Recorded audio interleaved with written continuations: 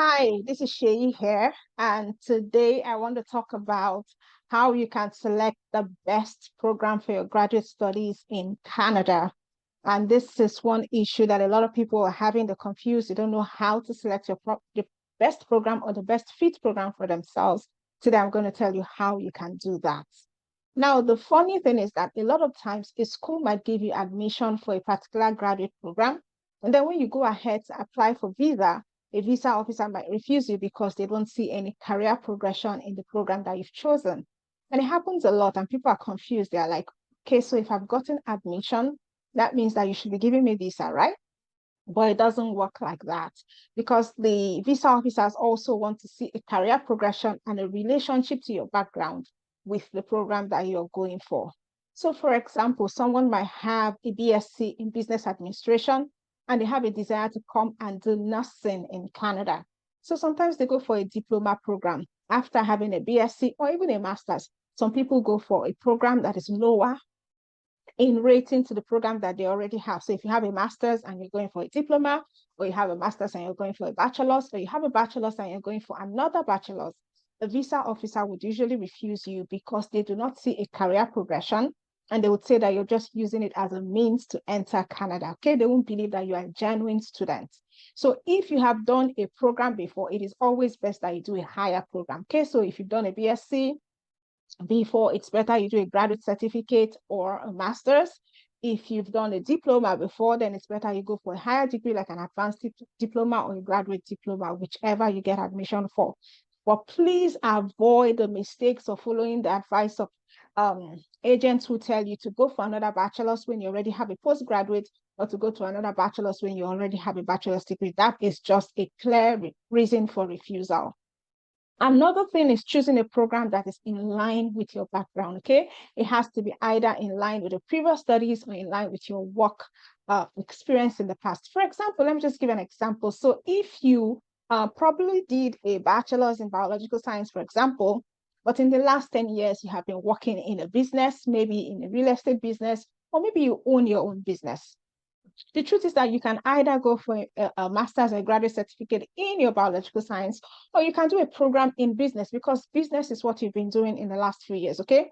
So you could do that program, and then your rationale would be that you want to learn how to improve your business, you want to take your business to the global level. Also, you want to gain skills to help you gain promotion. Like if you're working in an organization and you didn't have a degree in that particular field, okay?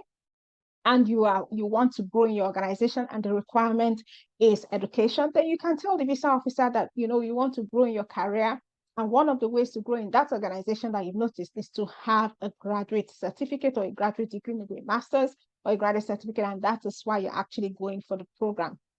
However, there are some programs that you might not meet the admission requirement. For example, if you did biological sciences and you've probably been working in a computer background for some reason, I don't know how you could have been, but it's possible.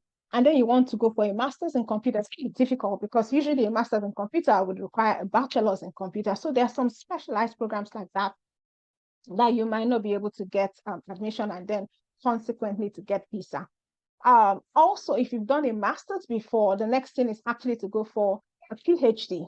But if your master's wasn't a research-based master's and you don't want to go for a PhD, you can actually go for another master's. Okay, so that was my situation. I had a master's already and I came to Canada and I did another master's. So it's very, very possible to have a master's and come and do another master's. That is actually progression. If you can show how these other masters will help improve your career, how these other masters had maybe certain programs that you didn't have in your previous program, or how it is like an improvement on what you previously did.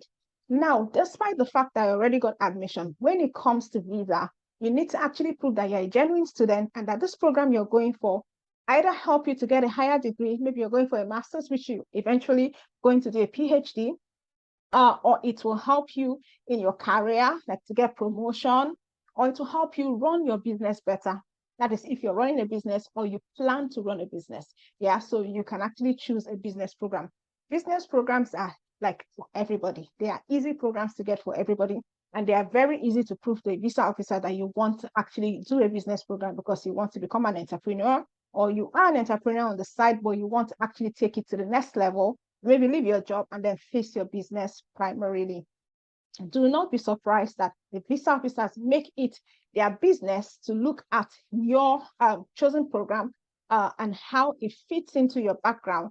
And they then look at the futures to see if this program will actually help you, or if you're just using it as a ploy to get into Canada. Don't ever give them a reason to think that you're not a genuine student.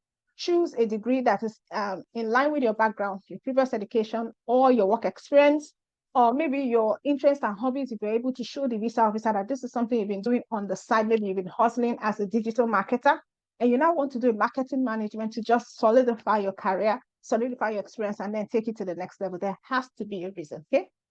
Or something, and then it has to be a progression, yeah? You have to choose a degree that is higher or at the same level what you've done before, especially if it's a graduate degree, okay? So if you've done a master's, you can actually do a master's, like I said before, or you can do a PhD, or still not have a master's and then go and do a bachelor's.